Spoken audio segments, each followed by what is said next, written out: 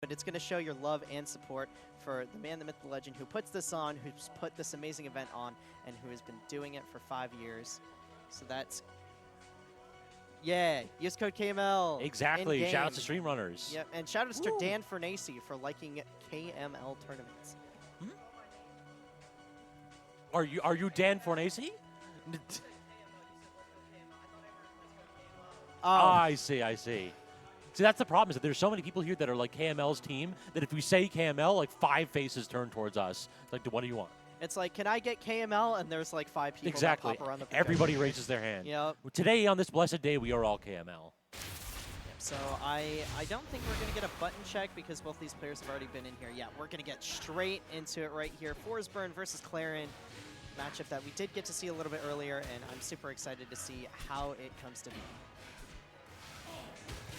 So far, so good for Zakc. It does feel as though what we need to see here on this particular small stage is we need to see Fors get an up throw into a million up airs. Like, Fors can struggle to get a lot of momentum-based strings that like maintain control for a million years. So if you can get an early percentage lead, it makes it so much harder for Clairen to like walk away with the game. But right now, with ShrUg in disadvantage for so long, Zakc is just like completely not impressed.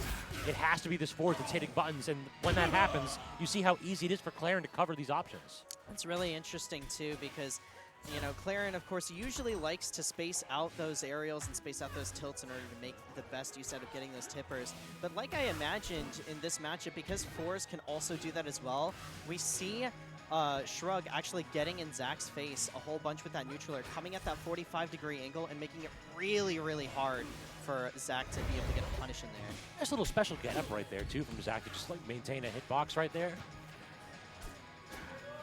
Yeah, but now we see the up throw coming out as well. We're trying to extend this lead as much as possible, and Zakc is really struggling to get anything sort of started here, as we've yet to find a grab or touch solid ground. We finally get that back air into the dash attack, but whiffs the grab, and we almost get the conversion into the kill. Just a little bit slow on the draw for ShrUg, but still a solid lead. I will say that ShrUg is being very ambiguous with the clone movement, because 2 or 3 times in a row, Zakc has just set up directly underneath the clone, tossed out a hitbox, and then been deceived. It's a great landing option. But now we'll see Zakc trying to make it back to stage, and actually almost gets the reversal on ShrUg there. If he was able to grab the ledge, that could have been disaster.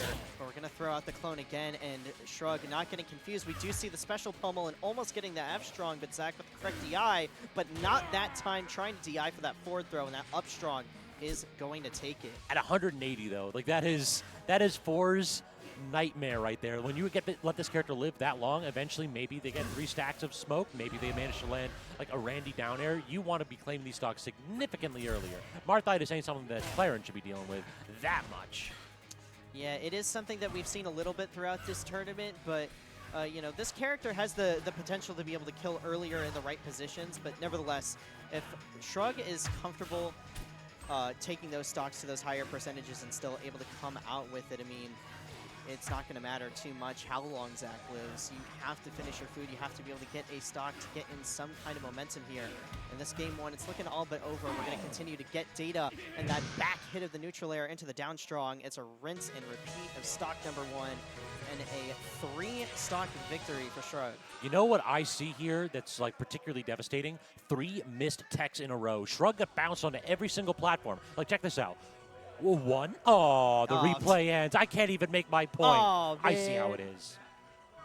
I see how it is, Quinn. You don't like us very much. I see. Yeah, Quinn is out here just basically just gives me the shrug and just shakes their head. It's like, all right, what can I do? Hey, listen, shoutouts to Quinn on production, who just kind of popped in here. Stepping up at the last second, Absolutely. for sure. Appreciate that guy. Kyle making the water cameo as well. Hey, typically that's my job, so shout-outs to Kyle for doing my job for me. He's looking to take over everyone. Yeah, not wrong. I'm so worried about it, too. I saw him on the couch commentating earlier. I'm like, he's going to come for me. He's already taken my job. So far, so good for Zakc. Solid damage. The problem has been that ShrUg is doing a little bit of a better job at being rather elusive to start this game, too. What do you think of the stage counter pick, Ariel? See, I'm not really too sure about it because I would imagine that Zakc's going to want to get up and in there with those up airs, get a little bit more of that damage going. But oh my goodness, that down air almost taking it right there. It almost doesn't matter what Zakc wants because that was brutal by... I think at the end of the day, you just have to go where you're comfortable, but, you know, ShrUg doing a great job of making sure you are as uncomfortable as possible. You ever get 2 tippers in a row? It doesn't matter where the clones are. I'm going to hit them both perfectly. Oh my goodness, and looking for the early stock right there too. ShrUg making their own combo reel right now. This is Forsburn gonna go off completely, and we're struggling to find clean hits once again. We do get that jab reversal, but able to DI out, and ShrUg continuing to extend this lead further and further. Yeah, I talked about like F-Strong1 being a decent spacing tool here for ShrUg, but I think we've seen it like tossed out twice, and it's never even been a threat to hit. Zakc is just being super, super mobile, and For's not the fastest character, has been unable to keep pace. You see Zakc in the corner once again, not getting the tippers of that back air, but it's not going to matter too much.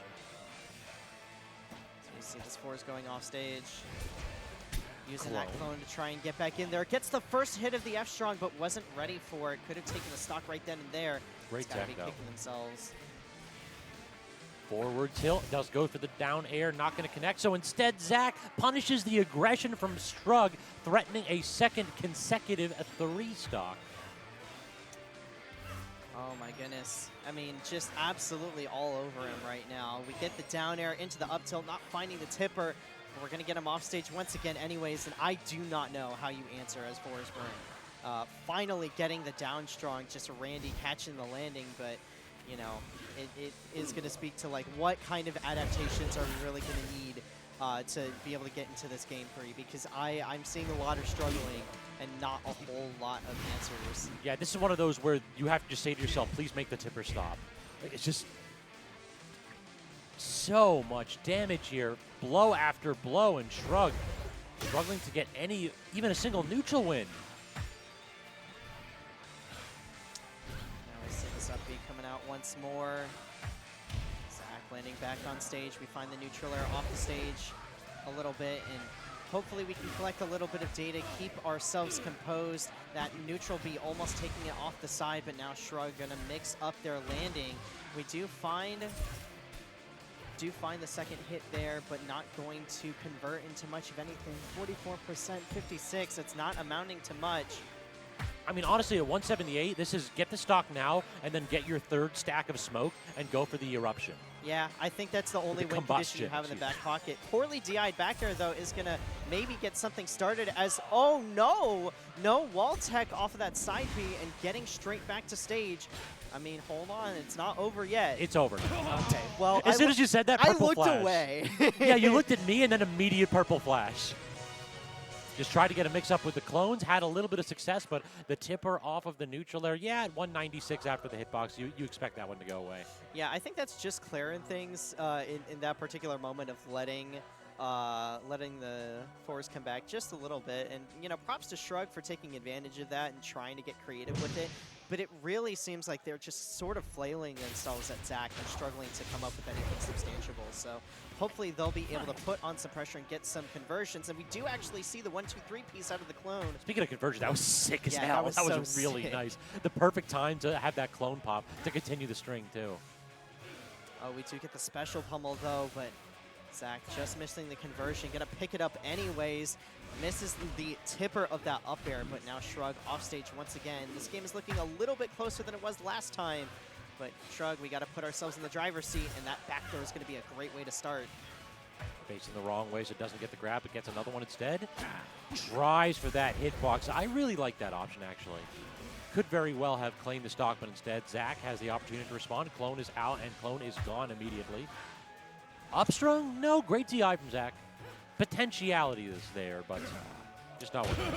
Oh, and unfortunately miss DIing that back throw once again. It is a 50-50 on characters like Forsburn and Fleet, so you really have to watch out at a moment's notice. And, you know, having a 50% chance to die, it's extremely scary having to play around that grab at those higher percentages. That is one thing that this character does against the fast fallers, is just you don't get to do a damn thing after the grab.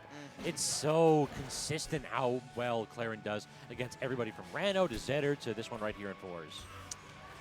And we're seeing, once again, ShrUg is doing a much better job of actually applying pressure, getting those tech chases with the grabs, and I also love the re-grabs coming out from ShrUg. It almost looks like a throw loop with just how much we're able to put Zakc into the blender. We do find the F-Strong off the stage. Zakc feet touching the ground, but if only for a moment. That back air defensively is going to get him back onto stage, and we do manage to wave dash up to reverse the situation. ShrUg grabbing the ledge there. It is so back and forth right now. And it does feel as though part of the difference maker is that we have been seeing ShrUg hit a lot more of these strong attacks. The F-Strong has been coming out, and now the up-Strong in that position. And Zakc is just getting threatened with the stock being erased around 100%. And now the combust, too. That is a perfect position right there. I think this is, like, where was this Zakc games 1 and 2?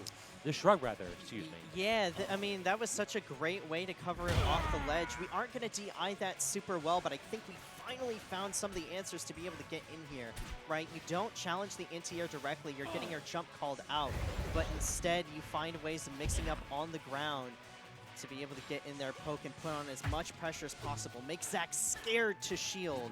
And we try to go for the mix-up right there, but Zakc ready with the spot dodge. We see the tech chase once again. ShrUg not finding him, but still anybody's game. It could be a 3-0, could be a 2-3. We'll have to see what if ShrUg is able to take this stock right here. Tech chase, but actually couldn't make anything out of it. I'm really appreciating the poise that suddenly ShrUg has shown. Yeah, staying very composed despite everything that's happened to him. We do find the down air, and there has been a spark that's been ignited. We're losing right now, but one good setup could do it. But we do find the down air. We get the wave dash, but doesn't manage to find anything else off of it. Zakc could have ended the set right then, right there. But we do get the special get up into the forward air. Still not going to take it, and now we're at those awkward percentages where it's going to be difficult for Clairen to actually kill without going for something raw. I am digging the way Zakc responded to that. It's like jab, jab, down tilt, F-Strong. We're looking for Jair. Like, yeah, that is what we are looking for. Win conditions on the deck. We are able to grab the ledge, puts that clone away, but we have to get the DI right, and the neutral B not going to be the answer. Another chance for ShrUg to come back in this game. Up throw not quite going to do it. We use that clone to mix us up as far as our landing goes, but how do we get off the platform? It's looking rough so far. ShrUg caught in the corner. Can we get an F-Strong here? We're going for it. We have to get the DI right. And we do. We stay up and out of there. Both clones coming down, but Zakc not getting fooled, and that's going to be a clean 3-0 for Zakc. I want you to pull out a protractor and show me how a tipper down air sends up and to the right. That was an interesting angle. I'm not sure if it's just a factor of DI or just the floor bounce sent instead of directly up, it sent out a little bit. Yeah, Weird. I don't know, because like I didn't even see the floor bounce. That's the thing. Yeah, I didn't see the floor bounce either. Clairen's tipper down air